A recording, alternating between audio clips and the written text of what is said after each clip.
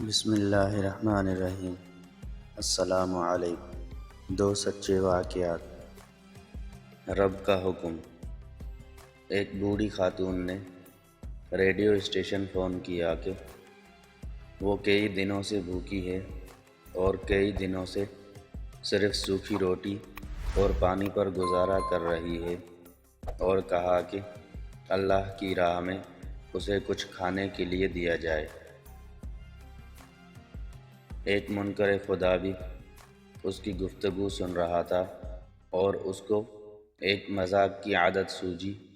اس نے کھانے پینے کی اشیاء خریدی اور اس بوڑھی عورت کا ایڈریس معلوم کرنے کے بعد اپنے نوکر سے بولا کہ جا کر اس بوڑھی عورت کو دے آؤ، اور وہ جب پوچھے کہ کس نے بھیجا ہے تو بتانا یہ شیطان کی طرف سے تحفہ ہے۔ وہ بوڑھی عورت کتنی زیادہ کھانے کا سامان دیکھ کر بہت خوش ہوئی اور جلدی اپنے گھر کے کونے میں وہ رکھنے لگی۔ ایسے میں نوکر نے پوچھا کہ آپ معلوم نہیں کرنا چاہیں گی کہ یہ سامان کس نے بھیجا ہے؟ یہ سن کر وہ بولی، مجھے اس سے کوئی پرواہ نہیں کہ کس نے بھیجا ہے، مگر اتنا معلوم ہے کہ جب میرے رب کا حکم آتا ہے تو شیطان بھی حکم کی تعمیل کرتا ہے۔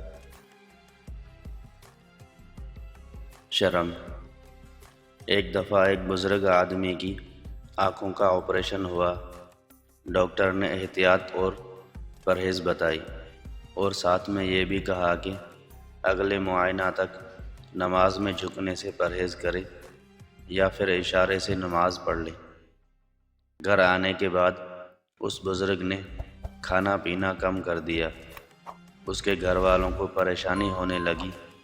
انہوں نے دوبارہ ڈاکٹر سے رجوع کیا تو اس نے کہا کہ ہو سکتا ہے روٹی یا کھانا چباتے وقت آنکھوں میں درد ہوتا ہو، اس لیے اسے نرم چیزیں کھلانے کا کہا۔